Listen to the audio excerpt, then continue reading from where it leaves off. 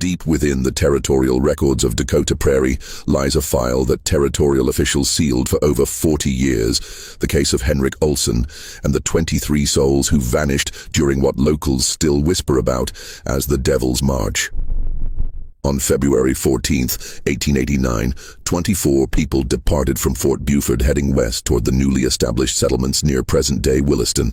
3 days later, only one man stumbled back through the gates, frostbitten, delirious, and clutching a leather pouch filled with gold coins that didn't belong to him. The survivor's account of wolves, blizzards, and heroic attempts to save his companions satisfied investigators for exactly 6 weeks, until a trapper named Ezra Kowalski discovered something in a remote canyon that made territorial authorities question everything they thought they knew about survival, loyalty, and the lengths a man will go to claim what isn't his. Before we continue with the story of Henrik Olsen and the families who trusted him with their lives, make sure to hit that subscribe button and let us know in the comments what state you're listening from, because this tale of betrayal in the frozen wilderness will make you question every story of frontier heroism you've ever heard. What Kowalski found in that canyon didn't just solve the mystery of the missing pioneers.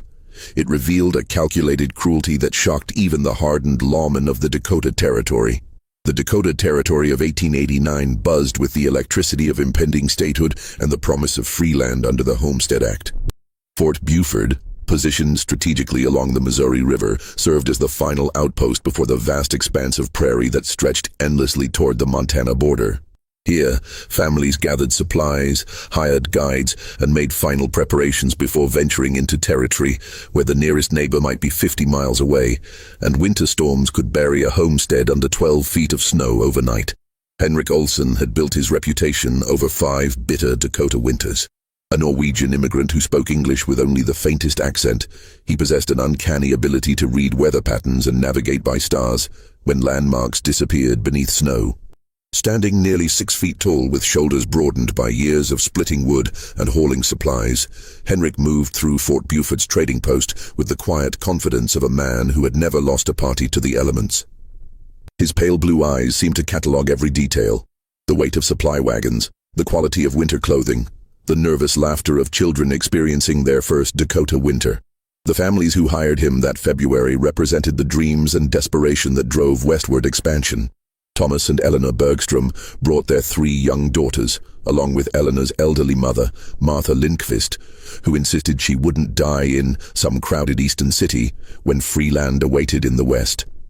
The Kowalski brothers, Jan, Piotr, and Stanislaw, pooled their savings from 3 years of railroad work to claim adjacent homesteads where they planned to raise cattle and wheat. Young physician Dr. Samuel Hartwell traveled with his pregnant wife Rebecca and their twin boys, carrying medical equipment and a collection of books he planned to use in establishing the territory's first proper hospital. The Brennan family had perhaps the most compelling reason for leaving civilization behind. Patrick Brennan, a former Union cavalry officer, hoped the isolation would help his eldest son Michael recover from what doctors politely called soldier's heart, the trembling hands and night terrors that plagued the young man since his return from conflicts with the Lakota. Patrick's wife, Catherine, packed their belongings with the methodical precision of a woman who had moved her family 6 times in 10 years, always chasing the promise of a fresh start. Henrik studied each family with professional interest, noting their resources, their desperation, and most importantly, their trust. He quoted reasonable prices for his services, $50 per family, payable upon safe arrival at their chosen homestead sites. What none of them realized was that Henrik had spent the previous autumn scouting locations that served a very different purpose than homestead sites. The morning of February 14th dawned clear and cold, with temperatures hovering near 0. Unusual warmth for mid-February that Henrik assured his clients would make for easier traveling. The party assembled before sunrise, 6 families, 23 souls ranging in age from Eleanor Bergstrom's 4-year-old daughter Anna to Martha Lindqvist's 72 years, plus their guide. Wagons creaked under the weight of seed grain, farming equipment, medical supplies, and the precious few personal belongings that survived the ruthless culling required for frontier life. Henrik loaded his own supplies with practiced efficiency: canvas tarps, rope, lantern oil, and a collection of tools that the families assumed were for emergency repairs. Hidden beneath legitimate supplies lay items that served a darker purpose. A small spade, extra blankets that he claimed were for emergencies, and a detailed map marked with locations that weren't homestead sites. As the party departed Fort Buford, following the frozen Missouri River westward, Henrik pointed out landmarks and shared stories of successful homesteaders who had carved prosperous lives from the unforgiving prairie. His confidence was infectious. Even Martha Lindqvist, who had complained bitterly about leaving her church community in Minnesota, began to speak hopefully about the vegetable garden she would plant come spring. None of them noticed that Henrik kept checking a small compass, or that the route he chose deviated slightly from the established trail markers. The families were too busy managing their children, soothing nervous livestock, and marveling at the endless expanse of snow-covered grassland that stretched to every horizon. By the second day, when the established trail should have curved south toward the settlements near present-day Williston, Henrik announced that he knew a more direct route, a shortcut that would save them 2 days of travel. The decision seemed logical. Supplies were holding out well, the weather remained stable, and everyone was eager to reach their destinations before the next storm system moved through. That shortcut led them directly into the most remote section of the Little Missouri Badlands, where deep coulees and rocky outcroppings created natural barriers that would hide whatever happened next from the rest of the world. The storm struck on the third day with the sudden violence that only Dakota blizzards can achieve. One moment, the party traveled under an overcast but manageable sky. The next, wind-driven snow reduced visibility to mere feet, and temperatures plummeted to 20 below zero. Henrik called for the wagons to form a protective circle, standard procedure for prairie travel. But instead of sheltering in the center, he guided them toward what he claimed was a natural windbreak in a nearby coulee. Dr. Hartwell later described, in testimony that was never made public, the growing sense of unease he felt as Henrik led them deeper into terrain that offered no shelter from the howling wind. The windbreak turned out to be a box canyon with steep walls that funneled the storm's fury directly down upon the huddled families. When Thomas Bergstrom suggested they should return to higher ground and wait out the blizzard in the open prairie, Henrik insisted that moving in such conditions would be suicide. "The storm will break by morning," Henrik assured them, his voice barely audible over the wind. "We just need to keep the children warm through the night." But the storm didn't break. For 48 hours, the families huddled in wagons that provided little protection from wind that drove snow through every crack and crevice. Food supplies, carefully rationed for the journey, began to run dangerously low as the delay stretched into a third day. More alarming still, several family members began showing signs of frostbite, despite their best efforts to stay warm. It was during this second night that young Michael Brennan, already troubled by his war experiences, began to notice inconsistencies in their guide's behavior. While the families grew increasingly desperate, sharing blankets and body heat to survive, Henrik seemed remarkably well prepared for the extended delay. He had extra food in his personal supplies, additional firewood that he claimed to have gathered before the storm, and most puzzling of all, he appeared to know exactly where to find shelter when nature calls became unavoidable. "He moves through this canyon like he's been here before," Michael whispered to his father during a brief lull in the wind. "Look how he goes straight to that rock formation when he needs to attend to business. No hesitation, no searching around." Patrick Brennan, exhausted from helping maintain fires and care for the younger children, initially dismissed his son's observations as the paranoid thinking that had plagued Michael since the war. But as the third day wore on, Patrick began to notice things himself. Henrik never seemed to struggle with finding dry firewood, despite the fact that the storm had soaked everything in sight. His personal supplies never seemed to diminish, even as he generously shared with families whose provisions were running out. Most disturbing of all was Henrik's reaction when Thomas Bergstrom suggested sending out a small party to search for better shelter. The guide's usual calm demeanor cracked just enough to reveal something cold and calculating underneath. "No one leaves the group," Henrik stated firmly. "In weather like this, separated from the party means death. I've seen it happen too many times." When Dr. Hartwell offered to accompany any scouting party, citing his responsibility to the pregnant Rebecca and the other vulnerable members of the group, Henrik's response was even more troubling. "Doctor, you're needed here. Besides, I'm the only one who knows these badlands well enough to navigate safely. Trust me, I've guided families through worse than this." The problem with Henrik's reassurance was that he had specifically chosen this route as a shortcut, that would avoid the Badlands entirely.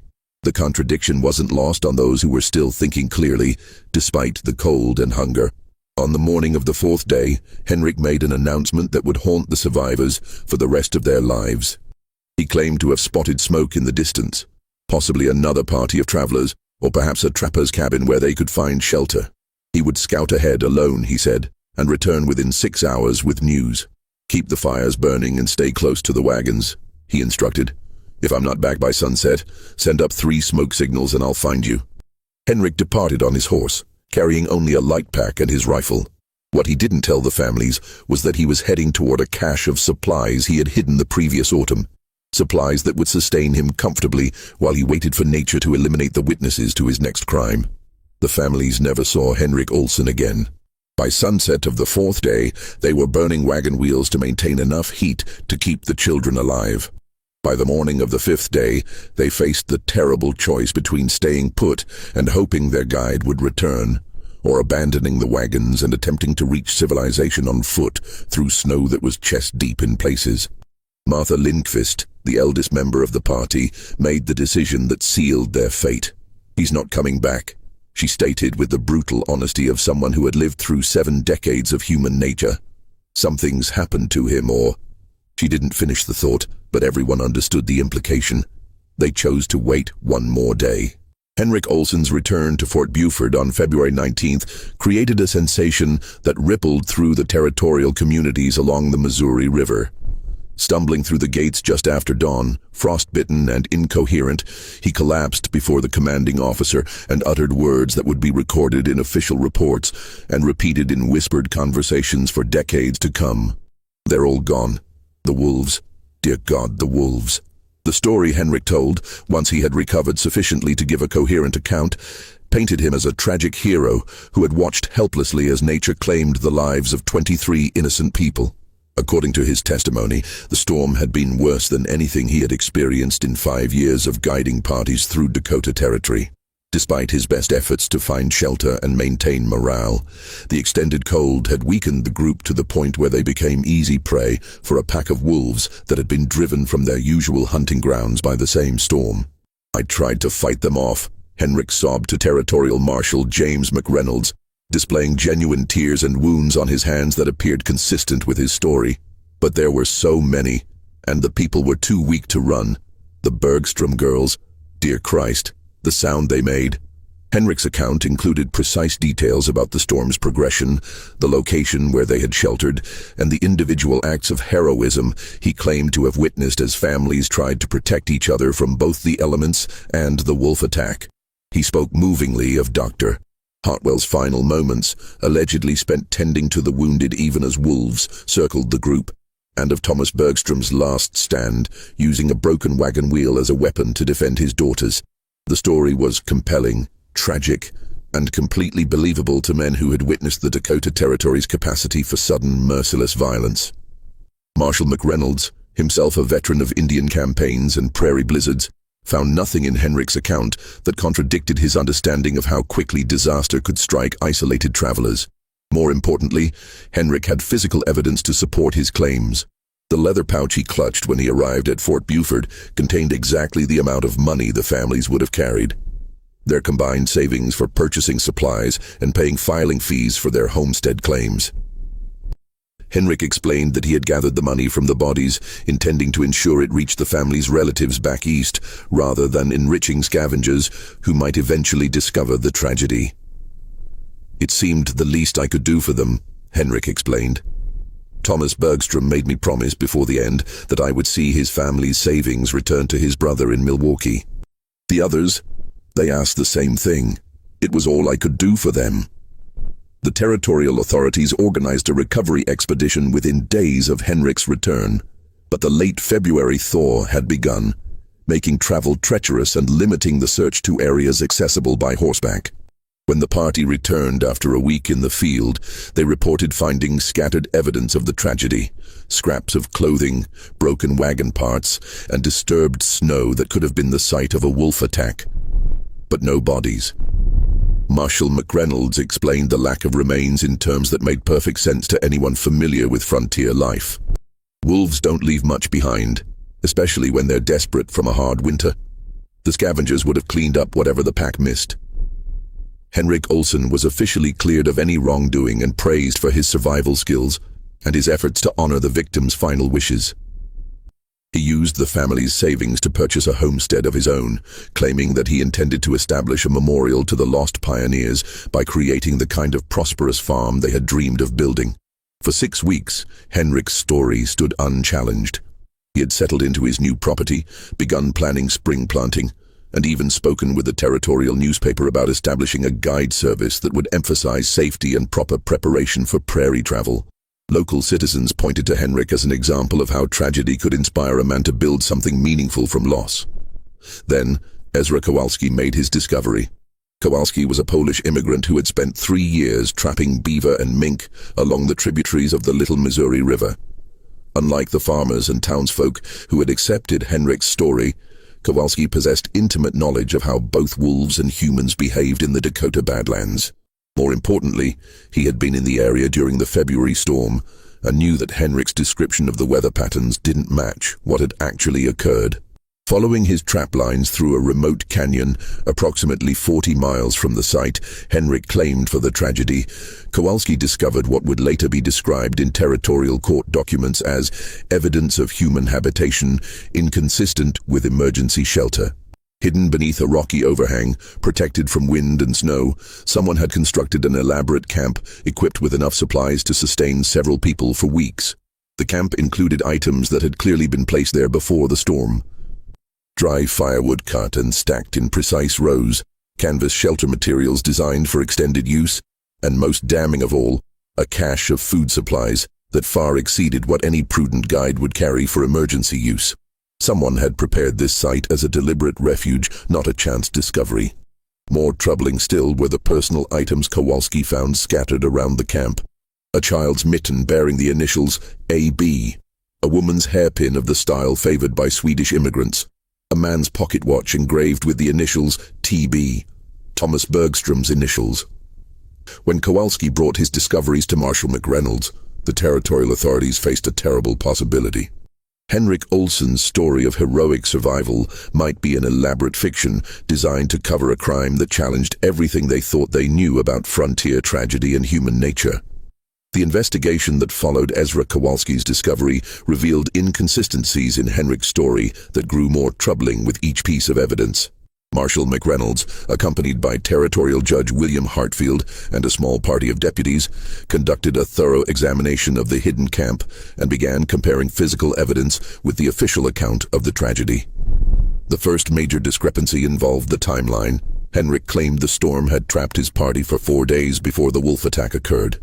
However, the supplies cached at the hidden camp suggested preparation for a much longer stay. The firewood alone represented days of cutting and stacking, work that would have been impossible to accomplish during the storm Henrik described.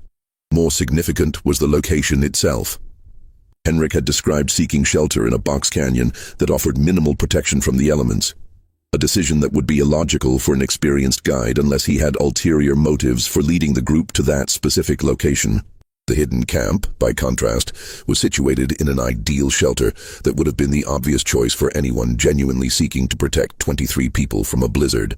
Judge Hartfield, a former prosecutor from Ohio who had been appointed to bring Eastern legal standards to territorial justice, ordered a more comprehensive search of the area. What his team discovered painted an increasingly sinister picture of the February tragedy. Following a trail that connected the hidden camp to the site Henrik described as the scene of the wolf attack, investigators found evidence that someone had made multiple trips between the two locations during and after the storm. Boot prints preserved in patches of hard-packed snow suggested that one person, wearing the type of heavy boots Henrik favored, had traveled this route at least 6 times over a period of several days. At the official tragedy site, closer examination revealed details that contradicted the story of a desperate last stand against wolves. The scattered wagon parts were arranged in a pattern that suggested deliberate dismantling rather than destruction by desperate people seeking firewood. Personal items were distributed in a way that indicated systematic searching, not the chaos of a wolf attack. Most damning of all was the discovery of items that Henrik had failed to mention in his original testimony. Hidden beneath a pile of rocks, Investigators found a collection of valuables that the families would have carried: jewelry, additional money, and documents that proved the victims had been far wealthier than Henrik's story suggested. Rebecca Hartwell had been carrying her grandmother's silver locket, worth $50, a substantial sum that Henrik had somehow failed to include in his account of gathering the victims' belongings. The Kowalski brothers had pooled their railroad wages into a money belt containing over $300, far more than the amount Henrik had returned to authorities. Thomas Bergstrom carried not just family savings, but also a collection of gold coins inherited from his father's shipping business. The evidence suggested that Henrik Olsen had robbed the families before allowing them to die, but proving premeditated murder required understanding exactly how 23 people had perished in circumstances that their guide survived comfortably. Marshal McReynolds brought in Dr. Charles Whitman, the territorial physician who had examined Henrik upon his return to Fort Buford. Dr. Whitman's initial assessment had supported Henrik's story. The guide showed signs of frostbite and exposure consistent with surviving a blizzard. However, when asked to reconsider his findings in light of new evidence, Dr. Whitman admitted that Henrik's injuries were surprisingly mild for someone who claimed to have spent 4 days exposed to severe weather. His frostbite was superficial, Dr. Whitman testified. The kind you might get from spending a few hours in cold weather, not multiple days, and his overall condition. He was hungry and exhausted, certainly, but not in the state I would expect from someone who had endured the ordeal he described. The investigation took a crucial turn when deputies decided to search Henrik's homestead for additional evidence. What they found in the root cellar of his new property shocked even experienced lawmen who had dealt with frontier violence for years. Hidden beneath sacks of seed grain, Henrik had concealed items that clearly belonged to the missing families. Children's clothing, still bearing the scent of the perfume Eleanor Bergstrom used to make her daughters feel special on Sundays. Dr. Hartwell's medical bag, containing instruments that Henrik could never have afforded to purchase. Catherine Brennan's wedding ring, a distinctive Irish design that her husband had described in detail when providing information about the victims. But the most disturbing discovery was a detailed journal that Henrik had kept throughout the winter of 1888-89. The journal revealed that the February tragedy had not been an opportunistic crime born of desperation, but the culmination of months of careful planning. Henrik had spent the autumn systematically scouting locations in the Badlands, specifically looking for sites that would be difficult to find and impossible to escape from. He had cached supplies at multiple locations, creating a network of hideouts that would allow him to survive comfortably while his victims perished. Most chillingly, the journal contained detailed profiles of potential victims, including assessments of their wealth, their likely routes of travel, and their vulnerability to manipulation. The entry for December 15, 1888, left no doubt about Henrik's intentions. The Bergstrom family inquired today about spring passage to homestead sites near the Yellowstone. They carry substantial savings and travel with elderly mother who would slow any rescue attempts. Perfect candidates for western route through canyon system. Must ensure no other guides are available during their desired travel period. Similar entries documented Henrik's systematic elimination of competition among other guides, his careful cultivation of a reputation for reliability, and his detailed knowledge of weather patterns that would provide natural cover for his crimes. The final entry, dated February 10, 1889, 4 days before the tragic journey began, revealed the cold calculation behind what appeared to be frontier heroism. Weather reports indicate severe storm system approaching from northwest. Families are eager to depart before conditions worsen. Will suggest early departure and direct route through Badlands. With proper preparation, should be able to eliminate all witnesses while maintaining appearance of natural disaster. Must remember to return reasonable portion of victims' money to avoid suspicion. The evidence against Henrik Olsen was overwhelming, but Marshal McReynolds faced a problem that would plague frontier justice for decades. How do you prove murder when the bodies have disappeared and the accused maintains his innocence in the face of seemingly conclusive evidence? Henrik's defense, when confronted with the journal and stolen property, shifted from heroic survivor to victim of circumstance. He claimed the journal entries were fabrications created by someone seeking to frame him, possibly Ezra Kowalski himself, who might have planted evidence to claim the reward money that had been posted for information about the missing families. That Polish trapper has been watching my homestead for weeks, Henrik insisted to Judge Hartfield. "He knows I've been successful, knows I've been able to start fresh when others are struggling. He's probably been planning this since I returned from that terrible ordeal." Henrik's explanation for the hidden cache of supplies was equally creative. He claimed to have been preparing a memorial expedition to properly bury the victims once spring weather made the site accessible. The supplies were intended to sustain a proper burial party, and the valuable items found in his possession were being held in trust until he could locate relatives of the deceased. "I was waiting for the right time to contact the families back east," Henrik explained. "I wanted to be able to tell them that their loved ones had received a Christian burial, not just that I had failed to protect them from wolves." The story was plausible enough to create reasonable doubt, particularly since the territorial court system was more accustomed to dealing with simple cases of theft and assault than complex investigations involving missing persons. Judge Hartfield found himself in the uncomfortable position of presiding over a case where everyone was certain of the defendant's guilt, but the legal standards for conviction remained frustratingly out of reach. The breakthrough came from an unexpected source: Michael Brennan, the young veteran whose war-damaged nerves had made him sensitive to details that others might have overlooked. Territorial authorities had initially been reluctant to rely on testimony from someone whose mental state was questionable, but Michael's obsession with the inconsistencies in Henrik's story had led him to conduct his own investigation.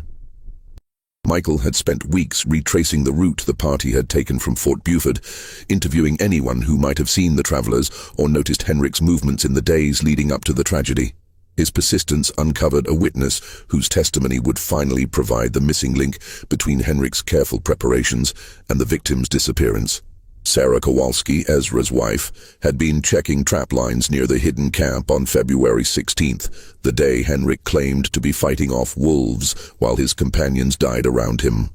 From a ridge overlooking the canyon, Sarah had observed a lone man moving systematically through what appeared to be an abandoned campsite, loading items onto a travois and covering his tracks as he worked.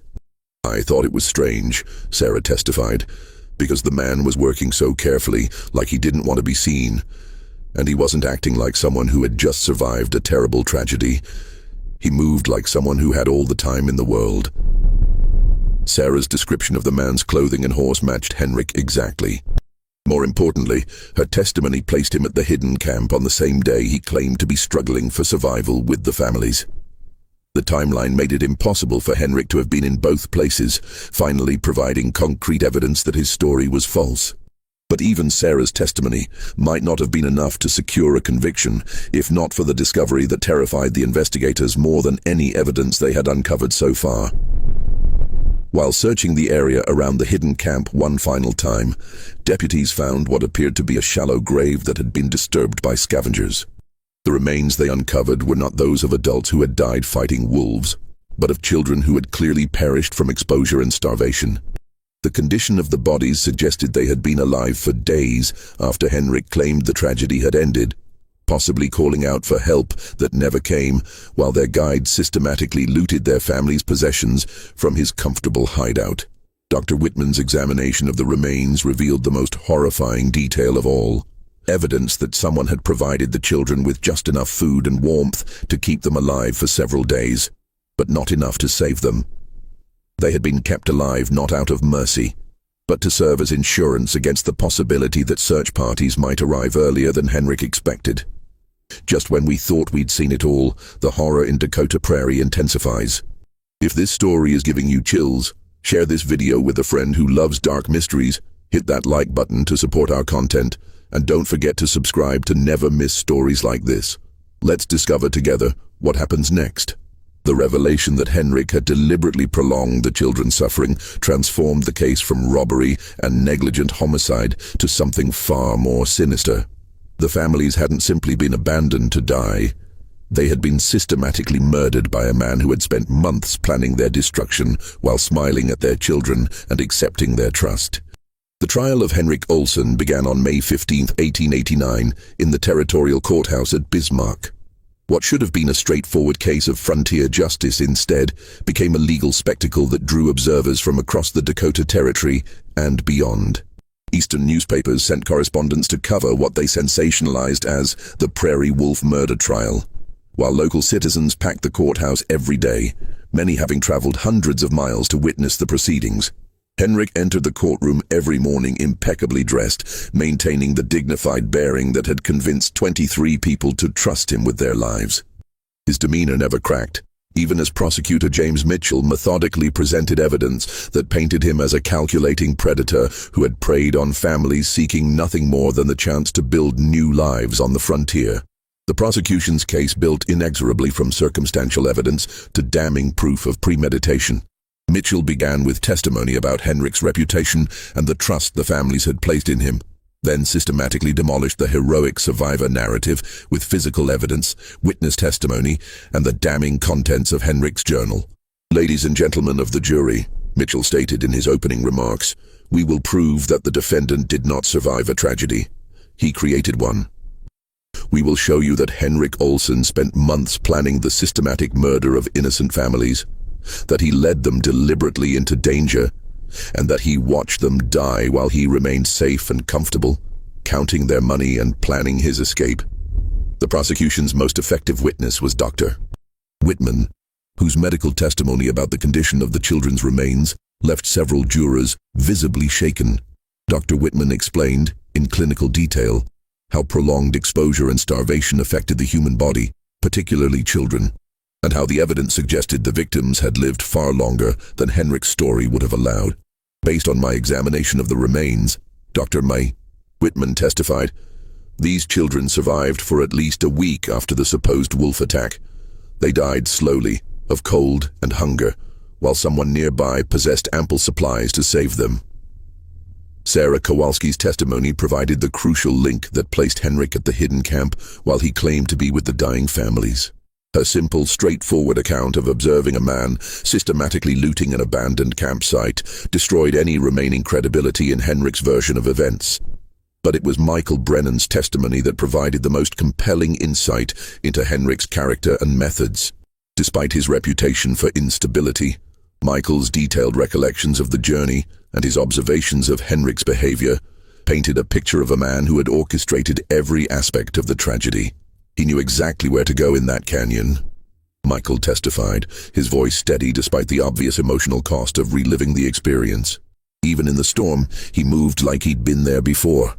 And when people started talking about leaving, about finding better shelter, he always had a reason why we should stay put. Always a reason why he was the only one who could make decisions." Michael's account of Henrik's mysterious disappearance to scout for help revealed it for what it truly was: the signal for the final phase of his plan. Once Henrik left the families, they were beyond any hope of rescue, trapped in a location only he knew about, with dwindling supplies and no knowledge of how to survive in the Badlands.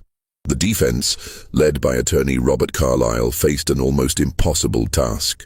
The evidence was overwhelming, the witnesses credible, and the defendant's story had been systematically dismantled. Carlyle's strategy focused on attacking the reliability of the evidence and suggesting that Henrik had been the victim of an elaborate frame-up orchestrated by people who envied his success. "My client is guilty of nothing more than surviving a terrible tragedy," Carlyle argued. "He has been made a scapegoat by those who cannot accept that sometimes, despite our best efforts, good people die, and there is nothing heroic about survival, only guilt and the burden of continuing to live." Carlyle suggested that Ezra Kowalski had planted evidence to frame Henrik, possibly in collaboration with other trappers who resented the Norwegian immigrant's success. He argued that the journal entries could have been forged and that the stolen property could have been planted in Henrik's root cellar by anyone with access to his homestead. The defense's most effective moment came when Henrik himself took the stand. Speaking in a voice barely above a whisper, he recounted the horror of watching families die around him, of hearing children cry for help he couldn't provide, and of making the terrible decision to save what money and valuables he could, rather than let them disappear with the bodies. "I failed them," Henrik testified, tears streaming down his face. "I was supposed to be their guide, their protector, and I failed them. But I am not a murderer. I am a broken man who has to live every day with the knowledge that 23 good people trusted me with their lives, and I wasn't strong enough or skilled enough to save them."